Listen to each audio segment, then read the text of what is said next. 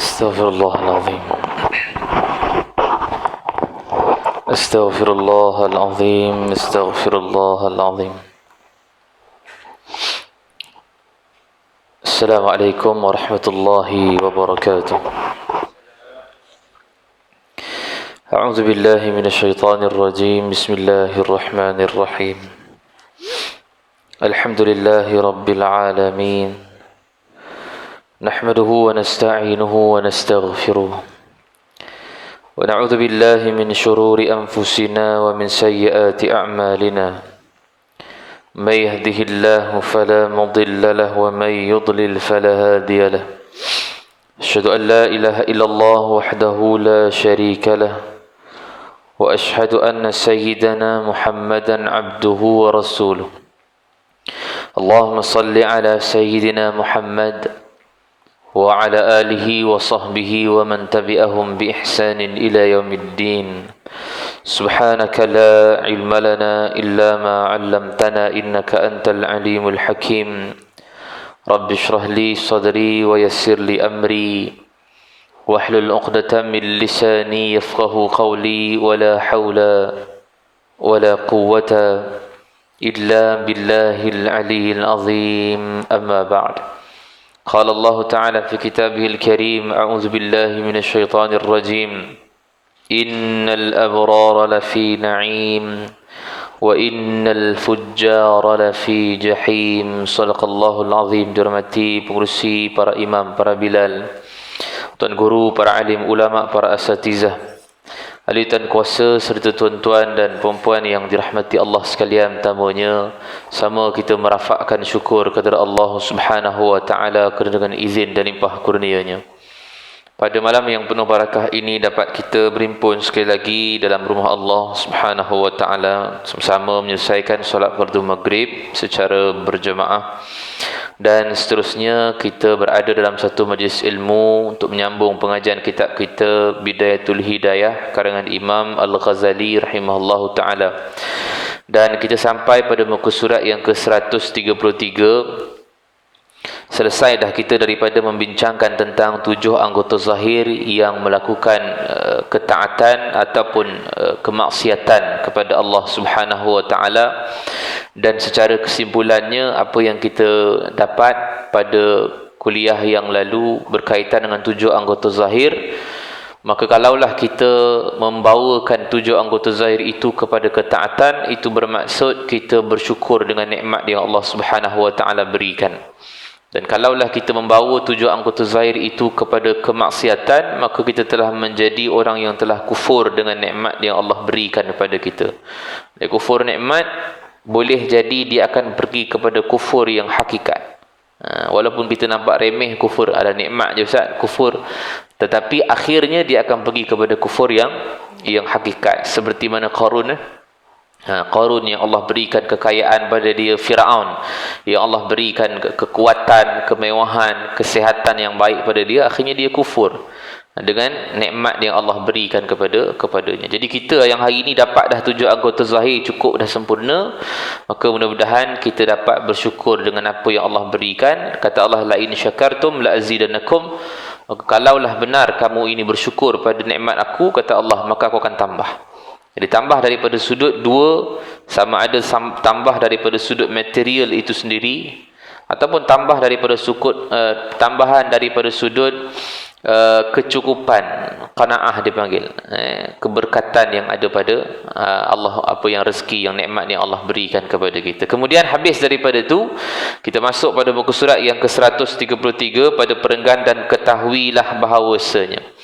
Bismillahirrahmanirrahim. Qala al-musannif rahimahullahu ta'ala wa nafa'ani wa iyyakum bi'ulumihi fid dharaini amin ya rabbal alamin.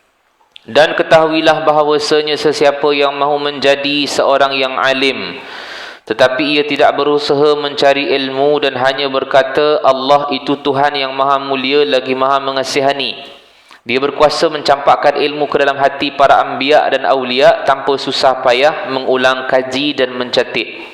Maka orang yang berkata demikian sama halnya dengan seseorang yang mahu mendapatkan harta kekayaan lalu dia meninggalkan usaha. Baik, pada kuliah yang lalu kita sempat bincang berkaitan dengan orang-orang yang cerdik dan juga orang-orang yang bodoh, orang-orang yang al-ahmaq. Al-ahmaq artinya orang yang bodoh ataupun orang yang lemah. Orang yang cerdik, kata Nabi, al-kayyisu man dana nafsahu wa amila lima ba'dal maut. Orang yang cerdik ialah orang yang dia sentiasa menghitung diri dia, betapa banyaknya kedaifan diri dia. Itu orang yang cerdik. Berapa banyak kelemahan diri dia, aib diri dia. Itu orang yang cerdik, mencari aib diri sendiri. Orang yang cerdik dia tak cari aib orang lain. Dia suka cari aib diri dia. Apa aib diri dia? Dia ni selalu lambat sembahyang. Itu aib diri dia. Dibetulkanlah diri dia. Kan? Tapi kalau aib orang, dia suka buka. Aib dia nak tutup. Kata Allah, ijtanibu katsiran minaz-zann inna ba'da zanni isim. Jauh kamu daripada sangkaan buruk kepada manusia. Sangkaan buruk manusia itu berdosa. Wala tajassasu, dan jangan kamu mencari-cari aib manusia. Itu kata Allah. Cari aib kita tak apa. Itu orang yang al-kayyisu, kata Nabi SAW. Dan juga dia beramal dengan amalan setelah mana? Mendapat pahala mana setelah mati. Maknanya dia beramal dengan amalan-amalan yang soleh, ibadat, semata-mata dia tahu selepas daripada kematian ini ada kehidupan yang lain. Mana beriman dia kepada hari akhirat. Itu orang yang cerdik. Tapi al-ahmaq, ataupun dalam hadis yang lain, al-ajiz, kata Nabi SAW, orang yang lemah ataupun orang yang al-ahmaq ini orang yang bodoh. Man ittaba'a nafsahu hawaha, siapa yang mengikuti hawa nafsunya, wa tamanna 'ala Allahil amani, dan juga hanya berangan-angan kosong saja terhadap Allah Subhanahu wa taala. Dia angan-angan kosong. Ni last kita bincang pada kuliah yang lalu. Mana Nabi sebutkan bahawa orang yang cerdik dia memikir tentang akhirat dia. Tetapi orang yang tak cerdik, yang bodoh, yang lemah, dia hanya berangan-angan kosong dengan Allah. Maksudnya kalau dia nak masuk dalam syurga, dia tak beramal soleh. Kalau dia nak pengampunan daripada Allah, dia tak bertaubat. Itu tamanna dipanggil. Orang yang berangan-angan kosong.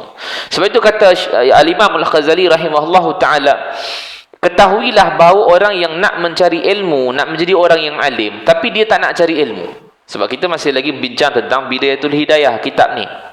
Untuk permulaan orang yang nak mula menuju kepada hidayah, maka mesti cari ilmu.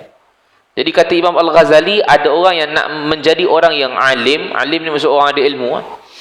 Okay? Alim ni adalah orang yang ada ilmu. Tapi dia tak nak cari ilmu, tak jadi. Tapi dia bagi alasan. Dia kata Allah tu maha mulia, maha pengasih, maha penyayang. Dia boleh bagi je ilmu pada siapa-siapa yang dia kendaki. Sebagaimana dia bagi pada para anbiya, para nabi. Sebagaimana dia bagi pada para awliya, wali-wali. Ilmu laduni dia panggil. Tak pernah dengar ilmu laduni? Laduni ni daripada Allah. Tapi bukan semua orang dapat ilmu laduni ni. Okey, tiba-tiba ngaku bahawa dia dapat ilmu laduni. Daripada mana dapat? Mimpi. Habis okey, bukan kita mimpi pun kadang bukan mimpi betul. Mimpi kita bukan mimpi benar. Mimpi kita ni ada 3 jenis. Satu, mimpi yang benar daripada Allah. Kedua, mimpi yang buruk daripada syaitan. Ketiga, mimpi daripada pembawaan hidup tadi, siang tadi. Hidup membawa. Yang benar daripada Allah, yang baik-baik semua daripada Allah. Kan? Tapi tak semestinya ianya berlaku. Kalau dia tu benar, contohnya kita mimpi malam semalam mimpi dapat naik kereta besar tu, kereta Ferrari, rumah besar, banglo semua kan, mimpi gitu. Itu baiklah, tu daripada Allah. Maknanya daripada Allah, mimpi yang baik-baik. Tapi belum tentu boleh jadi betul.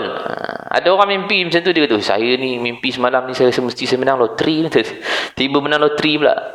Itu terang-terang salah dah, berjudi pun. Tapi kalau mimpi para anbiya, betul semua.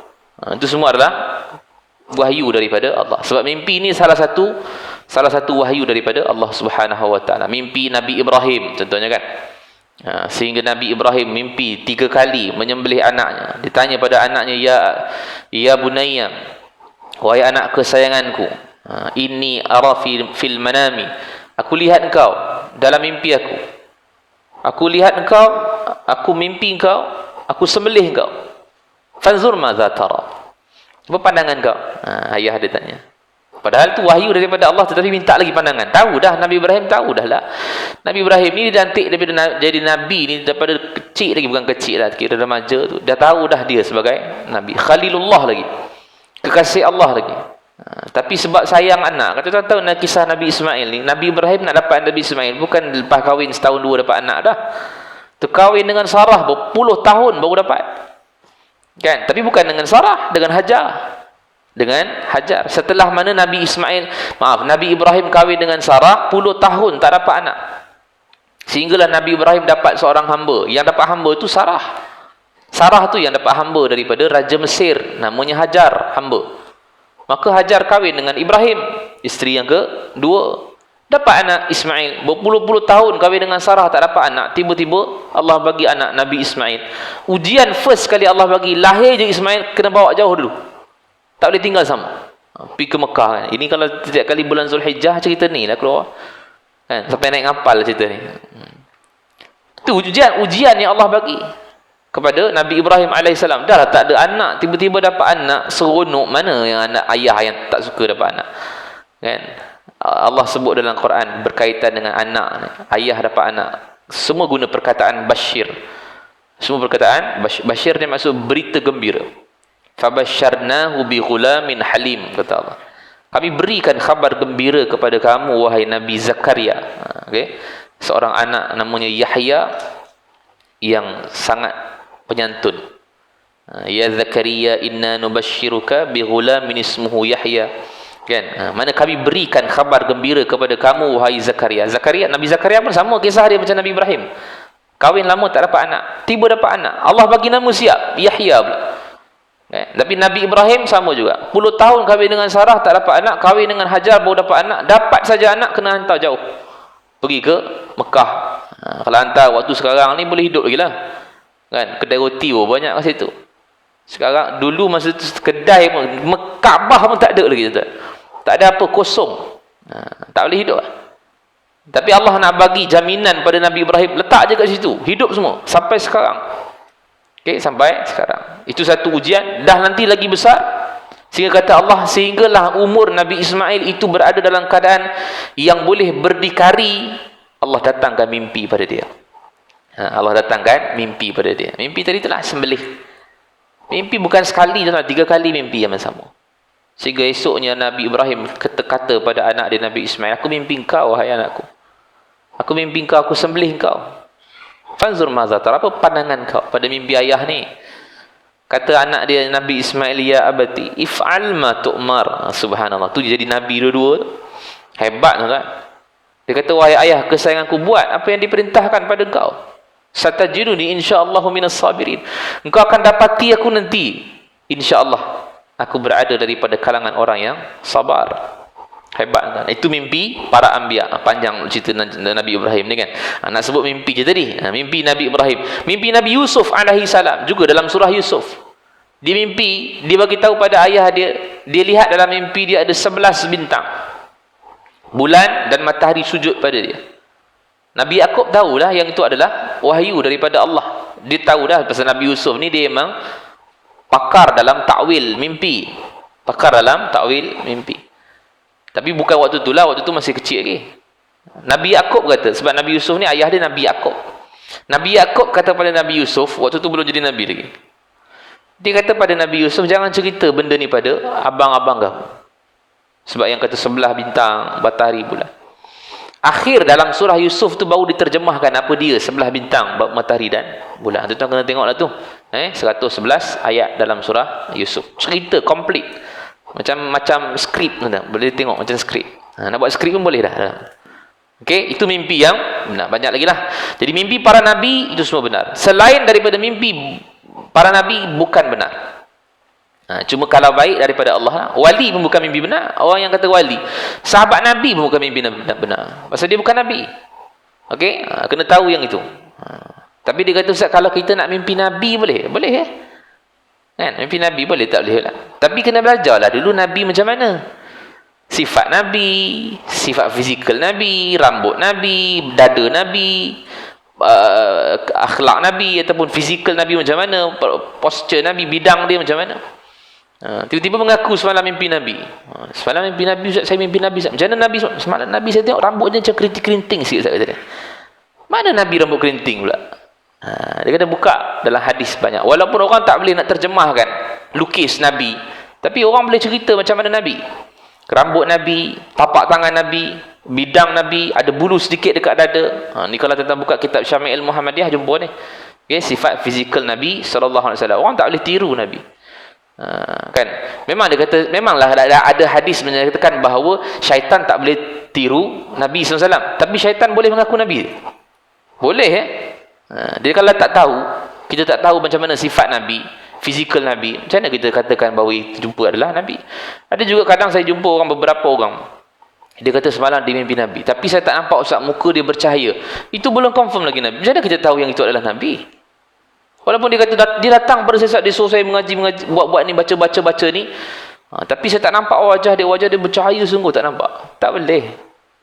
Tak ada pun dalil mengatakan bahawa itu adalah Nabi. Jangan cakap Nabi. Okey, melainkan memang betul-betul nampak dalam mimpi. Macam sahabat-sahabat Nabi mimpi Nabi semua. Kan? Semua mimpi Nabi sallallahu alaihi wasallam. Sebab mereka memang dah jumpa Nabi, mereka tahulah Nabi macam mana mukanya kan. Fizikalnya macam mana. Kita yang tak pernah jumpa Nabi ni, boleh ataupun tidak jumpa Nabi, boleh dalam mimpi. Maka kena belajar. Belajar bagaimana untuk nak mengetahui sifat fizikal Nabi sallallahu alaihi wasallam. Satu. Dan yang kedua adalah mimpi yang buruk.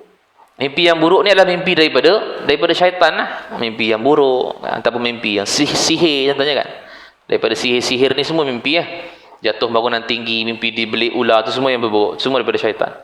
Dua. Dan yang ketiga adalah mimpi daripada kehidupan siang tadi. Dia pergi IKEA, nak belilah almari, tapi suami kata tak payahlah, almari di rumah banyak. Teringin sangat almari tu. Cantik lagi almari tu, cantik. Tengyang-yang, terfikir-fikir, tengah ingat. Malam nanti mimpi almari pula. Malam tu mimpi almari. Itu mimpi pembawakan daripada kehidupan siang. Jadi kita, kalau katakan bahawa ilmu yang kita dapat ni tiba-tiba daripada mimpi, itu bukan ilmu. Okey, itu bukan ilmu. Jadi kata Imam Al-Ghazali, kalau nak mencari ilmu, maka nak dapat jadi orang alim, maka kena cari ilmu.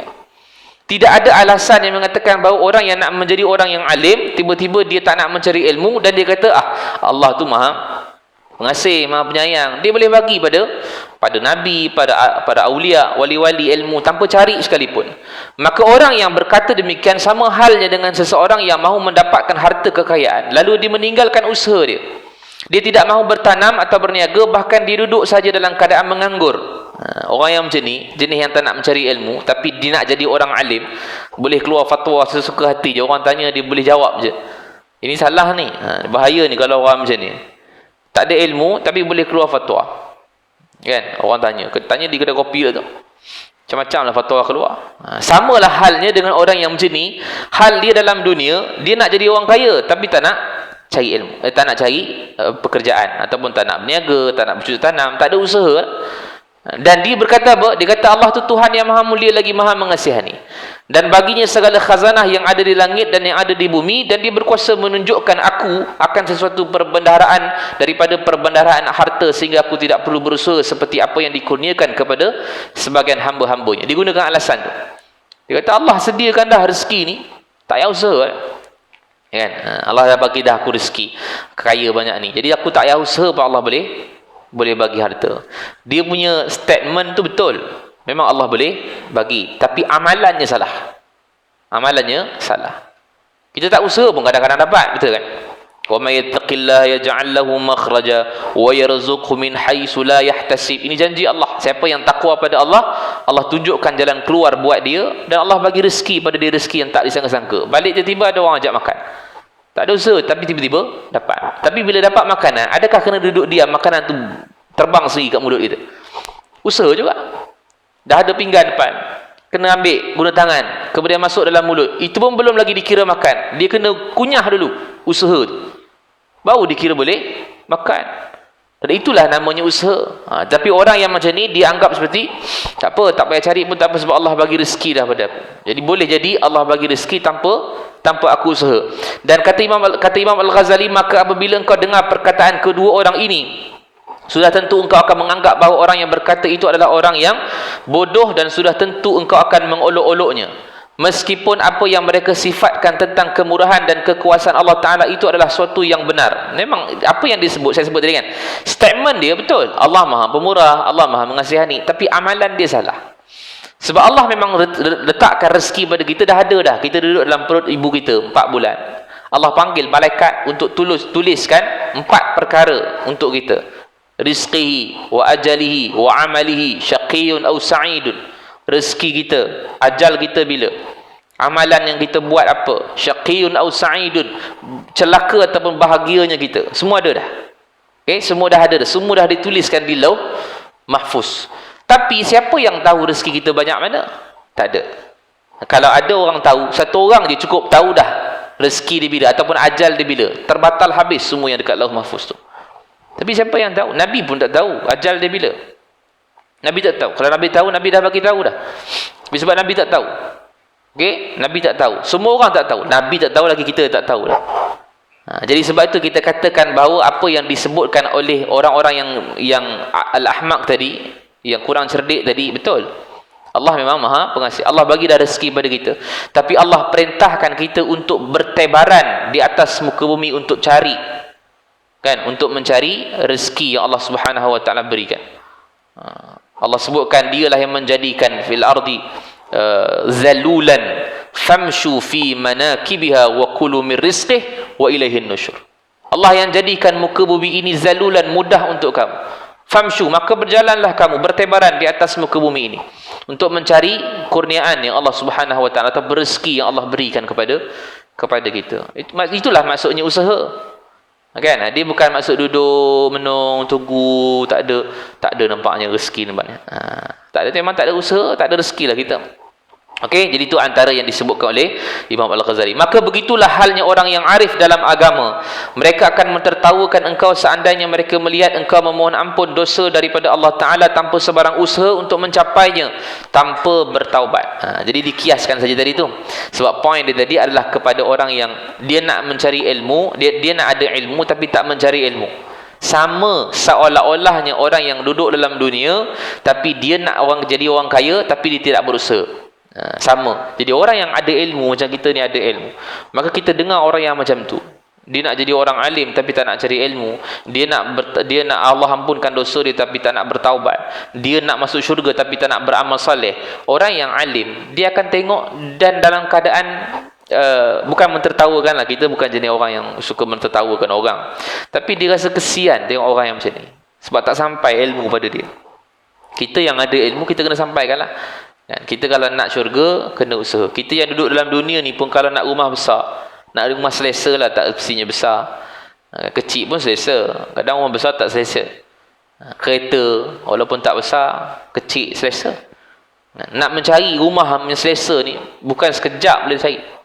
Lama. Itu pun susah payah duk cari, siang, tengah hari, petang, malam duk cari kan. Meeting, masuk tender ni, projek tu keluar ni. Sampailah 30-40 tahun baru dapat rumah yang kita impikan. Betul kan? Tu nak dapatkan selesa hidup dalam dunia tu, makan masa 30-40 tahun. Dah kalau dalam syurga yang betul-betul selesa punya, takkan menung saja kita kan? Baru dapat. Takkan buat sembahyang fardu saja. Oh, saya sembahyang fardu cukup lah. Fardu ni adalah fardu kewajipan, taklifan. Yang nak dibawa besok adalah sunat, amalan soleh. Itu yang baru ditimbang, itu dah yang baru kita boleh dapat syurga. Kan? Dengan amalan soleh itu akan turunnya rahmat daripada Allah Subhanahu Wa Taala. Tapi dalam keadaan kita kata yang fardu wajib buat, itu tak boleh nak tinggalkan. Sembahyang fardu. Jadi sunatnya mana? Sembahyang berjemaah. Okeylah tu. Sunatnya mana? Sembahyang di awal waktu. Okeylah tu. Adalah tu, ada amalan-amalan soleh dekat situ. Tapi kalau dia hanya sembahyang fardu saja, tidak ada sunat langsung. Maksudnya bukan sunat qabliyah ba'diyah Maksudnya tambahan daripada fardu yang kita buat. Jadi rugilah kita hanya sembahyang fardu saja. Puasa fardu saja Ramadan. Puasa lain tak ada. Ramadan memang kena puasa, tak ada pilihan. Kalau ada pilihan kita mungkin tak nak puasa lah. Tapi sebab tak ada pilihan, semua orang kena puasa. Jadi puasa sunat itulah sebenarnya yang akan membawa kita ke dalam syurga Allah. Sebab itu tambahan, additional, sunat untuk kita. Jadi kata Imam Al-Ghazali rahimahullahu ta'ala, maka orang ini dalam keadaan dia telah terpedaya dengan tipuan syaitan. Siapa dia? Orang yang nakkan syurga tapi tak ada usaha. Orang yang nak pengampunan daripada Allah tapi tidak bertaubat. Bukankah Allah Subhanahu Wa Ta'ala telah berfirman dalam Al-Quran, wa laysa lil insani illa ma sa'a.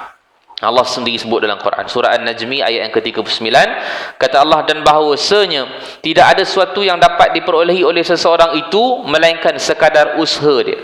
Apa yang dia buat, dia akan dapat kan? Faman ya'mal mithqala dzarratin khairan yarah wa may ya'mal misqala dzarratin syarran yarah. Walaupun sebesar zarah kebaikan dia buat, Allah hitung. Dan juga walaupun sebesar zarah keburukan dia buat, Allah hitung juga. Mana setiap perkara yang kita buat, semua ada usaha, ada hasil dia. Ada dia punya ganjaran dia. Jadi yang Allah sebutkan ini, manusia dia akan dapat mengikut kadar apa yang dia usahakan. Masa apa yang dia usahakan. Dia usahakan banyak tu, dia akan dapat banyak tu lah. Dan tak ada pun benda itu berkait dengan Allah, tak ada. Kalau dia buat sikit, Allah mudarat, tak ada. Dia buat sikit, Allah mudarat, tak ada. Dia buat banyak pun, Allah tak ada untung apa. Sebab Allah Al-Ghani, Allah Maha Kaya. Kita duduk semayang 24 jam tiap-tiap hari, 24 jam semayang saja, tak ada makan pun tak ada, semayang saja. Untung pada Allah pun tak ada. Tapi untung pada siapa? Untung pada kita. Dan kalau kita tak semayang satu hari pun, sepakat satu dunia tak semayang satu hari, tak ada rugi Allah satu apa pun. Sebab apa? Semuanya berbalik kepada kita. Allah bagi peluang sebenarnya pada kita. Kau buat baik, kau dapat baik. Kau buat jahat, kau dapat jahat. Itu saja. Itu jadi kat dunia ni dia satu tempat untuk menentukan ke mana kita. Kan? Ada orang anggap bahawa dunia ni adalah tempat dia buat selama-lamanya. Itu yang silap tu. Jadi kita buat banyak, kita akan dapat banyak. Kita buat sikit, kita dapat sikit jelah usaha kita. Dan Allah Subhanahu Wa Taala berfirman lagi dalam surah At-Tahrim ayat yang ke-7, innama tujzauna ma kuntum ta'malun, dan hanya sahaja kamu akan dibalas oleh Allah Subhanahu Wa Taala mengikut apa yang kamu lakukan. Samalah ayat itu lebih kurang maknanya sama. Apa yang kamu buat, Allah akan balas. Dan Allah Subhanahu Wa Taala berfirman lagi dalam surah Al-Infitar ayat ke-13 dan ayat ke-14, innal abrara lafi na'im wa innal fujjara lafi jahim. Sungguhnya orang yang baik akan masuk dalam syurga dan orang yang jahat akan dimasuk dalam neraka. Simple, sifir yang sangat simple. Baik masuk syurga, jahat masuk neraka, simple. Itu je yang Allah Subhanahu Wa Taala sebut. Tapi dalam Quran banyaklah cara nak baik macam mana, cara nak jahat macam mana, cara nak dipelihara daripada jadi jahat macam mana. Macam dalam Quran ni semua dia punya panduan.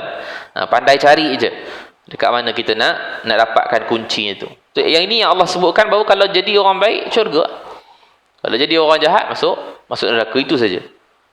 Dan dia akan dapat apa dalam syurga? Banyak macam-macam kelebihan. Orang yang duduk dalam syurga, maka dia akan bersenang lenang dalam syurga dengan perhiasan-perhiasan. Orang perempuan lah paling suka sekali perhiasan. Sebab orang lelaki dia tak suka perhiasan. Orang lelaki dia suka benda-benda yang lain, bidadari contohnya kan. Orang perempuan dia tak sangat bidadara ni, dia suka perhiasan, cantiknya dia, gelang kan. Orang lelaki-lelaki. Sebab syurga ni indah, sangat-sangat indah. Jadi kalau kita dapat buat lebih, tingkatan kepada syurga kita lebih tinggi ya. Sebab dalam syurga dia memang ada peringkat, tingkatan-tingkatan dia. Dan kita boleh tak usah kita nak duduk sampai peringkat syurga Firdaus paling tinggi sekali. Boleh. Memang Nabi suruh minta, kalau nak minta syurga pada Allah, minta syurga paling tinggi. Syurga Firdaus lah paling tinggi. Sebab di sana ada siapa? Ada para nabi. Dan boleh ke ustaz kita ni yang duduk kat dalam 1400 tahun lama dah kita boleh duduk dengan para nabi? Boleh. Allah sebut dalam surah An-Nisa ayat 69, kata Allah, wa may yattaqillah, Allah sebut bahawa siapa yang bertakwa kepada Allah dan juga Rasul, maka mereka itu akan didudukkan bersama-sama dengan orang-orang yang Allah pernah bagi nikmat kepada mereka. Fa ulaika alladzina an'ama Allahu 'alaihim minan nabiyyin was-siddiqin wasyuhada was-salihin wa hasuna ulaika rafiqa. Siapa yang taat pada Allah dan Rasul saja. Wa may yuti'illaha war rasul. Taat pada Allah dan Rasul, maka dia akan duduk dengan Nabi dalam syurga. Dan dalam hadis punya banyak yang Nabi sebutkan, dia akan duduk dengan aku kahatai ini. Macam ni Nabi tunjuk. Asyara ila sababati wal wusta. Nabi tunjukkan isyarat dua jari, jari telunjuk dan juga jari tengah. Antaranya kata Nabi, ana wa kafilul yatim. Aku dengan penjaga anak yatim akan duduk fil jannah dalam syurga macam ni. Itu satu amalan yang kita boleh buat. Banyak lagi lah yang Nabi tunjuk macam ni, cukup banyak. Cukup banyak. Dan ada lagi amalan-amalan yang lain, adalah hadis-hadis yang lain. Antaranya satu orang khadam Nabi, namanya tak ingat saya, Rabi'ah kot rasanya, yang dia kata dia nak duduk dengan Nabi dalam syurga. Nabi kata minta lah lain. Nabi kata dia sal, minta apa yang kau nak minta. Nabi kata, sahabat kata, aku nak duduk dengan kau dalam syurga. Minta lain lah, jangan minta syurga, minta dalam dunia nak apa? Nabi nak doa kan. Dia kata, tak nak ya Rasulullah, aku nak itu saja. Aku nak duduk dengan syurga dengan kamu. Aku nak duduk dalam syurga dengan kamu. Dia kata, kalau macam tu, perbanyakkan kasratil sujud. Perbanyakkan sujud. Maka kamu boleh duduk dengan aku dalam syurga. Itu juga kunci ya. Perbanyakkan sujud ni, banyakkan sembahyang. Okey, bukan lamakan sujud, perbanyakkan sujud. Kita tahu dalam sembahyang paling afdal dekat mana? Bukan sujud. Sujud tu memanglah hampir dengan Allah. Tapi yang paling lama adalah qiyam. Paling lama, paling afdal adalah qiyam, berdiri tu. Sebab Nabi berdiri sampai bengkak kaki, betul kan? Kita ini hadis masyhur, semua orang tahu. Sehingga Nabi ditegur oleh para sahabat, kenapa sampai bengkak kaki? Atakallafu hadza. Pasal apa sampai bengkak kaki wahai Rasulullah sembahyang? Nabi sembahyang. Pasal apa Nabi bengkak kaki? Pasal Nabi berdiri lama. Nabi mana ada sakit, gaut-gaut semua tak ada. Tapi Nabi berdiri lama menyebabkan kaki dia bengkak. Afdalnya dalam solat yang lama adalah berdiri, bukan sujud. Tapi nak buat sujud pun tak ada masalah, sujud lama pun tak ada masalah, sebab dia dekat dengan Allah Subhanahu. Itulah kedudukan yang paling dekat dengan Allah, sujud ni kan. Nak lama pun tak ada masalah. Tapi yang afdal, saya kata ni bukan tak boleh, saya kata yang paling afdal berdiri tu paling afdal. Mana panjangkan sikit bacaan. Kalau kita ada hafalan-hafalan yang panjang-panjang, bacalah dalam sunat-sunat kita kan. Tahajud ke, ataupun solat qabliyah, ba'diyah, witir ke, panjang-panjang tak apa. Dia kata, kami tak hafal Ustaz yang panjang-panjang. Ambil lah yang juz amma 30 tu kan. Ambil je daripada wadduha tu kan. Lepas wadduha habis sambung alam nasyrah. Lepas alam nasyrah habis sambung wattini wa zaitun. Tak semestinya lepas wadduha habis kena rukuk, tak semestinya. Sambung terus boleh. Wadduha 1 rakaat sampai kul a'udzu birabbin nas 1 rakaat. Boleh, tak ada masalah. Kalau laratlah. Kan, untuk nak dapatkan afdal berdiri lama tu. Kalau kita jenis tak hafal yang panjang-panjang kan, surah tak panjang-panjang, tak panjang surah yang panjang-panjang, maka ambillah yang pendek-pendek. Jadi itu antara yang kita boleh dapat untuk kita perbanyakkan sujud, maka boleh duduk dengan Nabi SAW. Selesai. Maka kata Allah, innal abrara lafi na'im, maka kalau orang tu buat baik, maka dia masuk syurga. Wa innal fujjar lafi jahim. Dan orang yang buat fujar, orang yang berdosa, maka dia akan masuk dalam neraka. Itulah balasan dia. Atas sebab apa? Atas diingkar atas perintah Allah Subhanahu Wa Taala. Kan? Dalam dunia ni dia simple. Apa yang Allah suruh buat saja. Apa yang Allah suruh tinggal. Tapi jenis manusia, Allah suruh buat, dia tinggal. Apa yang Allah larang, dia buat. Itu jenis manusia. Kita lah manusia tu, kita lah tu kan. Allah suruh buat, tapi kita duk lengah, tak nak buat. Tapi yang Allah larang tu yang kita buat. Pasal benda yang Allah larang, benda tu sedap dekat dunia. Benda tu sedap. Okay? Kalau benda yang Allah perintahkan, benda tu tak sedap. Sembahyang maghrib tadi tak sedap. Sebenarnya kalau kita diberi pilihan untuk semayang ataupun tidak, kalau diberi pilihan lah, memang tak ada pilihan, tapi kalau diberi pilihan nak semayang atau tidak, kita akan pilih duduk rumah tengok warta berita kan? Kalau kita kata fardu ataupun puasa tu adalah boleh pilih nak puasa ataupun tidak untuk Ramadan, kita akan pilih tak puasa. Pasal puasa tak sedap. Oh ya, orang lain boleh makan macam mana 3 keping, kita kena puasa pahal pula. Jadi dia akan pilih untuk tidak puasa. Pasal ketaatan tu benda yang tak sedap, tapi kemaksiatan tu benda sedap. Sedap dalam dunia lah, benda yang sedap dalam dunia. Ngumpat, mana benda tak sedap ngumpat? Semua sedap ngumpat. Cerita pasal orang sedap semua, kan? Judi apa benda tak sedap? Menang sedap lah. Jadi benda yang maksiat tu semua adalah benda yang sedap. Jadi dia ingkar atas perintah Allah, maka kata Nabi lafi jahim, baginya duduk dalam neraka Allah. Dan apabila engkau tidak meninggalkan usaha dalam mencari ilmu dan harta kerana bersandar kepada kemurahan Allah Ta'ala, maka begitulah pula halnya engkau tidak meninggalkan berbuat bekalan akhirat kerana bersandar kepada kemurahan Allah Subhanahu Wa Ta'ala. Maknanya kalau kita tidak meninggalkan usaha dalam mencari ilmu dan harta kerana bersandarkan kemurahan Allah Subhanahu Wa Ta'ala, maka tidak boleh juga kita meninggalkan berbuat untuk mendapatkan bekalan akhirat kerana bersandarkan kemurahan Allah Subhanahu Wa Ta'ala. Maka janganlah engkau malas berbuat ibadat kerana Tuhan dunia dan Tuhan akhirat itu sama. Allah juga. Kalau dunia kita boleh buat sampai habis-habisan, boleh kata 24 jam, kita boleh kerja 20 jam, tidur 4 jam pun tak apa. Pasal nak dapatkan dunia tu, nak dapatkan rumah besar yang ada swimming poolnya, nak dapatkan rumah yang ada guardnya, rumah yang ada maidnya sampai 2-3 orang maid. Pasal nak hidup selesa, nak hidup selesa dalam dunia, kita boleh berusaha susah payah sebab Allah jamin dah tu. Yang itu sebab Allah jamin rezeki dah, pun kita usaha juga. Di akhirat pun sama. Dan Tuhan dunia yang Allah bagi rezeki pada dia dalam dunia, sama juga Tuhan yang sama yang Allah nak bagi esok nikmat dalam akhirat, sama. Jadi tak patutlah kita ini membahagi-bahagikan dunia dengan akhirat, itu berbeza. Dan Tuhan itu Maha Pemurah dan Maha Mengasihani, baik dunia ataupun di hari akhirat. Kemurahannya tidak bertambah dengan ketaatanmu, dan kemurahannya bahawa ia memudahkan bagimu jalan yang dapat menyampaikan engkau ke negeri yang kekal abadi, yang penuh dengan segala kenikmatan dan kebahagiaan, dengan syarat engkau mampu bersabar menahan syahwatmu untuk beberapa hari yang sangat sedikit sekali. Kalau kata berat nak buat ketaatan pada Allah, maka kata Imam Al-Ghazali, sabar. Berat kan kita nak buat amalan-amalan sunat ni, amalan soleh ni berat. Orang lain tidur, kita terpaksa bangun pula 1/3 akhir malam nak qiyamul lail. Orang lain tidur sedap berdengkur kan, tengok isteri kita tengok tidur berdengkur, tidur syok ni kata dia kan. Tapi kita duduk tengah bersabar waktu tu. Sebab apa? Sebab nak dapatkan akhirat yang kekal abadi tu. Kan, kita duduk bangun jugalah. Hari ni pun kita terpaksa sabar juga. Kejap je duduk dalam majlis ilmu, sekejap isyak semayang pun sabar juga. Habis dah, kejap je kita kurang-kurang duduk dalam majlis ilmu ni, kita ada sabar. Sebab nanti kita akan belajar sabar dalam kitab ni, kita akan tengok sabar tu. Sebab sabar ni dia bermula daripada bawah. Jadi kalau sekurang-kurangnya sabar ketika mana melakukan ibadat, dia akan menghasilkan istiqamah. Sabar. Jadi ada 3 sabar.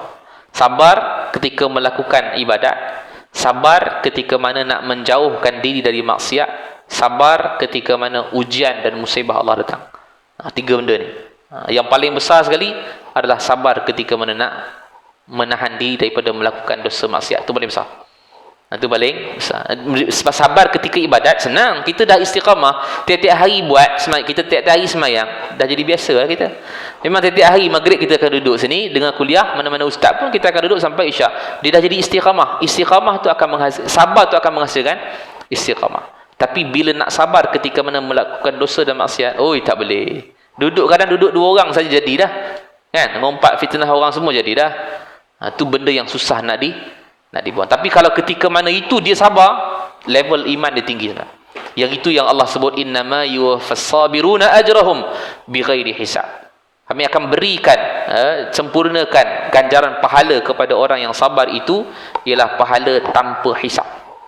Orang yang sabar ni.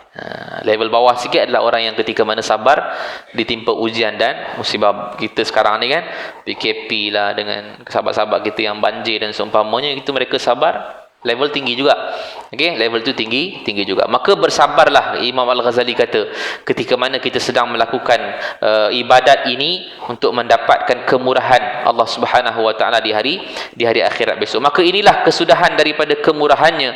Maka janganlah engkau berbisik di dalam dirimu dengan lamunan dan angan-angan yang kosong, dan hendaklah engkau mencontohi kesungguhan orang-orang yang mempunyai kepandaian daripada para anbiya dan salihin. Maka jangan engkau mengharapkan menuai buah yang tidak engkau tanam. Mudah-mudahan Allah memberi cucuran rahmat dan keampunannya kepada orang yang rajin berpuasa, sembahyang, berjihad dan juga bertakwa. Mana nak tak nak, kena contoh para nabi dengan para aulia. Ambil para nabi, ambil para sahabat, cukup. Itu jadi kita punya pegangan, rujukan, tauladan, cukup dah tu. Nabi hidup 63 tahun. Kenapa sahabat-sahabat semua boleh buat dalam kehidupan mereka? Infakkan semua harta, sembahyang sampai juga bengkak-bengkak kaki, berjihad fi sabilillah, sanggup untuk mengorbankan dirinya semata-mata kerana Islam. Sebab Nabi buat sama. Itu kata hebat. Nabi dia bukan dakwah semata-mata, tapi dia dakwah dengan bilhal, dengan badan dia, dengan anggota dia. Sebab tu orang semua boleh ikut. Jadi ambil contoh tu saja. Kan, contoh Nabi, kita ada ustaz-ustaz yang mengajar bab sirah nabawiyah kan, Nabi 63 tahun. Kita tengok sirah Nabi macam mana. Dan kita ada ustaz-ustaz yang mengajar tentang hayatus sahabah, kehidupan para sahabat, 140,000 para sahabat. Tapi tak adalah suruh cerita 140,000 tu ramai, lama dan nak habisnya bertahun pula kita kan. Ambil 10 yang awal tu pun tak apa. 10 yang dijamin syurga oleh Nabi, al-'ashara mubasysyirin bil jannah. 10 orang yang dijamin syurga oleh Nabi. Tengok kisah hidup dia pun dah cukup menjadi pegangan buat kita dah. Abu Bakar, Umar, Osman, Ali, Abdul Rahman bin Auf, Sa'ad bin Abi Waqqas, Talhah bin Ubaidillah, Zubair al-Awwam, Abu Ubaidah al-Jarrah dan Sa'id ibn Zaid. 10 ni pun dah cukup memadai jadi rujukan. Macam mana kehidupan Abu Bakar, kan? Hebatnya Abu Bakar. Macam mana kehidupan Omar. Itu je contoh teladan yang ada. Sedangkan mereka dah dijamin syurga, dah. Tengok ibadat mereka. Ibadat mereka cukup hebat. Syurga dah ada, nama mereka ada dalam Quran. Kisah mereka ada nama, bukan nama. Nama ni yang ada dalam Quran seorang aja. Nama Zaid bin Harisah. Nama dia seorang aja ada dalam Quran. Yang lain semua tak ada. Zaid bin Harisah nama di dalam surah Al-Ahzab ayat yang ke-37. Ayat yang ke-37. Falamma qada Zaidun wa taraha, kan? Yang itu adalah nama Zaid bin Harisah. Satu orang saja sahabat Nabi, seramai 140,000 orang para sahabat tu, seorang je Allah sebut nama dia dalam. Yang besar-besar, yang kanan-kanan Abu Bakar Allah tak sebut nama. Mana ada nama Abu Bakar dalam Quran? Umar Allah tak sebut nama. Ali tak sebut. Ali tu nama Allah, kan? Tapi dalam empat-empat ni ataupun sahabat-sahabat Nabi yang lain, cerita dia banyak dalam Quran. Abu Bakar penuh cerita dalam Quran. Surah Al-Lail, surah At-Taubah. Umar bukan cerita saja. Setiap pendapat dia dengan Nabi yang bercanggah, Allah turunkan wahyu untuk membenarkan pendapat Umar. Itu hebat. Cerita tu pun dah best dah kalau kita dengar, kan? Maka dia boleh bawa ke dalam kehidupan kita. Tengok macam mana kehidupan para sahabat untuk nak dapatkan dia punya zuk rasa tu.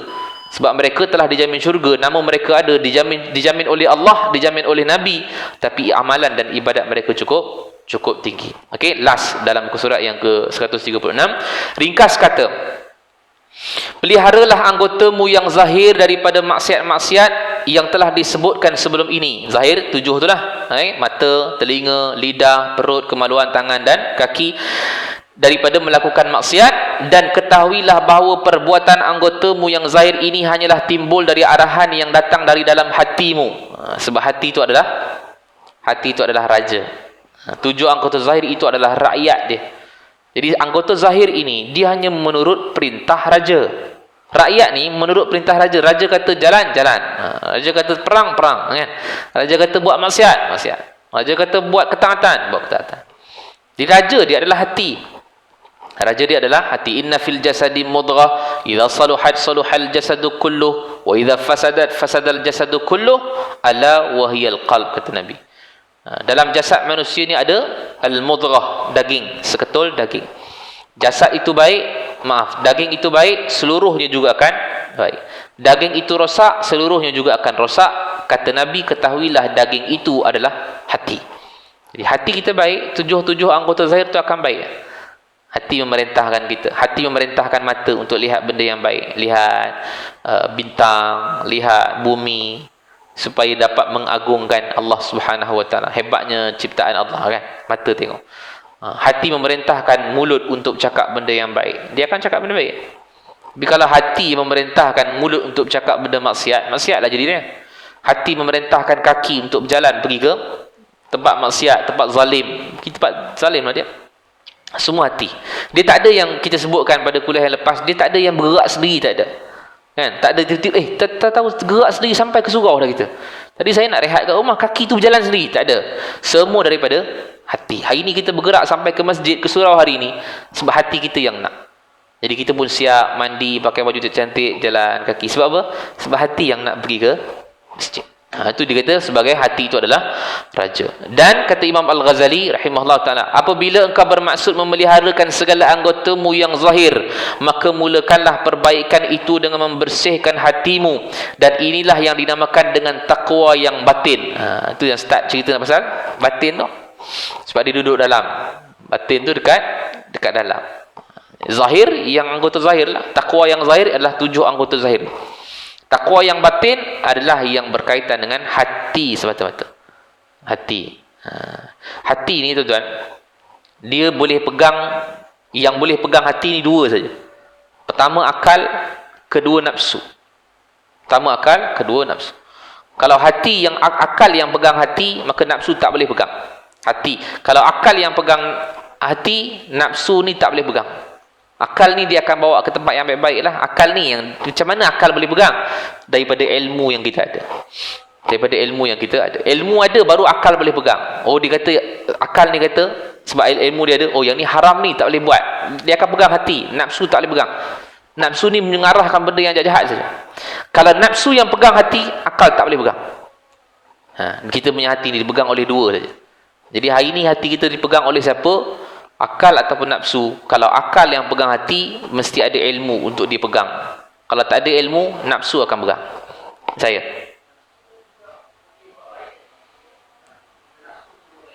Yang ini nafsu yang jahat lah. Nafsu lawamah, nafsu yang jahat. Tapi bukan kita panggil nafsu yang baik, itu adalah akal. Nafsu ni dalam satu kata, nafsu dalam bahasa Arab adalah diri lah. Nafsi kan, nafsun, diri. Tetapi kita ada nafsu-nafsu yang jahat. Tapi nafsu semuanya mengarah kepada kejahatan. Kalau yang baik itu adalah daripada akal. Daripada akal kita yang ada ilmu tadi ni, yang akan memegang kepada hati tadi. Nafsu yang hawa nafsu yang kita panggil hawaha tadi tu, ittaba'a man ittaba'a hawaha, menuju kepada hawa yang jahat. Okey, jadi kalau kata yang benda baik-baik, memanglah sebab benda baik-baik itu diproses dengan akal. Hari ni kita datang sebab akal kita yang bawa. Akal kita yang ada ilmu, aku datang ni sebab nak cari ilmu. Aku datang ni sebab nak bersemayang jemaah dapat pahala. Ada ilmu. Kalau orang tak ada ilmu, dia tak fikir sangat. Okey, sebab dia mungkin ke arah lah, sama je lah, semayang kat rumah pun sama, dekat surau pun sama. Sebab apa? Sebab akal tak sampai, ilmu tak ada. Jadi nafsu tu yang akan pegang dia, nafsu yang jahat ni. Adapun nafsu yang tadi yang baik, kita katakan dari akal, sebab ada ilmu tadi, dia pegang hati, maka dia akan buat kebaikan. Macam tu batin. Dia kalau bedah lagi dalam, tu yang pergi kepada bahagian-bahagian dalam lagi tu yang pergi tarikat kan, hakikat. Tapi yang ni bau syariat, jangan lompat-lompat, bahaya. Okey, dapat syariat ini pun sebenarnya cukup dah. Sebab takwa batin ni dia hanya menceritakan tentang mazmumah mahmudah saja, cukup. Yang ini lulus pun okey dah, dia akan melompat sendiri nanti. Kan? Kalau tiba-tiba pergi tarikat, kita belajar tarikat, ada dengki pada orang, itu bukan tarikat. Sebelum tarikat, dia kena bersihkan hati, nama dia takhalli. Membersihkan hati daripada dengki, daripada sifat hubbud dunia, daripada hubbul jah, daripada takabbur, daripada riak. Tapi orang belajar tarikat, masih lagi ada hati-hati macam ni, itu bukan tarikat. Dia peringkat tu lain dah. Tapi dalam keadaan kalau kita kata kita belajar yang ini ataupun kitab-kitab yang lain, banyak lagi kan, Minhajul Abidin, itu tak ceritakan. Itu semua bab tasawuf. Minhajul Abidin, Bidayatul Hidayah, Risalah Al-Qushairiyah, kalau ada yang belajar, kalau ada yang ni lah kan, Al-Imam Al-Qushairi, itu semua bab tasawuf untuk bersihkan hati. Yang itu pun satu step untuk dia akan pergi kepada satu tahap yang lain. Tapi kena amal tu dululah. Tak ada perasaan dengki pada orang pun tak ada dah. Dunia pun tak ada, jadi zuhud je kan semua kan. Itu satu persatu untuk nak dapatkan benda tu. Jadi sebab tu kata Imam Al-Ghazali, takwa batin itu dia dah merujuk kepada dalam hati dah. Dan yang hati yang ada di dalam dadamu, itulah yang dinamakan dengan mudghah, yang kita sebut dalam hadis Nabi tadi, inna fil jasadi mudghah, itulah seketul daging yang apabila ia baik, maka akan baiklah keseluruhan anggotamu, dan apabila ia rosak, maka rosaklah seluruh anggotamu. Dan kebersihan hati itu hanyalah dicapai melalui al-muraqabah, iaitulah al-muraqabah ini merasakan Allah sentiasa mengawasi diri dia. Muraqabah. Okey, raqib, raqaba yuraqibu. Jadi kalau kita katakan bahawa dapat hati ni dah kira sampai peringkat ihsan lah, tinggi lah. Ihsan ni kan kita sebut anta'budallaha ka'annaka tarahu fa illam takun tarahu fa innahu yaraka. Kamu ibadat seolah-olah kamu nampak Allah di hadapan. Kalau tak nampak, kalau tak boleh buat, maka yakin bahawa Allah sedang melihat kamu. Ihsan jadi merujuk juga kepada muraqabah, yang Allah mengawasi bukan saja dalam sembahyang ibadat, tapi di luar pun dia terasa Allah sedang mengawasi dia. Maka hati dia dapat rasa macam tu. 7 anggota zahir ni akan taat pada hati yang takut pada Allah. Maka bermulalah pada fasal yang kedua, cara-cara meninggalkan maksiat batin. Dia nak cerita pula bahagian hati ni, macam mana nak tinggalkan sifat-sifat mazmumah yang ada dalam hati. Sifat mazmumah ni kalau Imam Al-Ghazali susunkan dalam kitab yang lain, namanya Al-Arba'un fi Usuluddin, ada 10. Tapi dalam ni dia tak letak 10. Dia hanya letak beberapa, 3, 4, 6 saja. Ada beberapa saja yang diletakkan. Itu pun yang diletakkan adalah yang besar-besar. Maka kalau yang dibesar-besar ni pun boleh mengawal yang kecil-kecil yang lain. Tapi kalau tuan-tuan nak secara khusus, boleh buka kitab dia, Imam Al-Ghazali, Al-Arba'un fi Usuluddin, karangan Imam Al-Ghazali, ada cerita lebih detail kunci untuk membuang keseluruhan 10 sifat-sifat mazmumah yang dihimpunkan oleh Imam Al-Ghazali rahimahullah ta'ala. InsyaAllah pada kuliah akan datang kita sambung pada fasal yang kedua ini, bagaimana cara untuk meninggalkan maksiat hati. Wallahu a'lam. Aqul qawli hadza wa astaghfirullahal azim li wa lakum. Assalamualaikum warahmatullahi wabarakatuh. A'udzubillahi minasyaitonir rajim. Bismillahirrahmanirrahim. Alhamdulillahirabbil alamin wassalatu wassalamu ala asyrafil anbiya'il mursalin wa ala alihi washabbihi ajma'in. Ya Allah ya Rahman ya Rahim, kami mendedah tangan mohon kepadamu ya Allah, ampunkanlah segala dosa kami, dosa kedua ibu bapa kami, dosa pasangan dan anak-anak kami, dosa kaum kerabat kami, dosa kaum muslimin dan muslimat sekalian ya Allah. Ya Allah, matikan kami dengan mati yang baik, jangan matikan kami dengan mati yang tidak baik. Kurniakan kematian buat kami dengan kalimah la ilaha illallah. Wa sallallahu ala sayyidina Muhammad wa ala alihi wa sahbihi wasallam. Walhamdulillahi rabbil alamin. Taqabbalallahu minkum minna wa minkum taqabbal.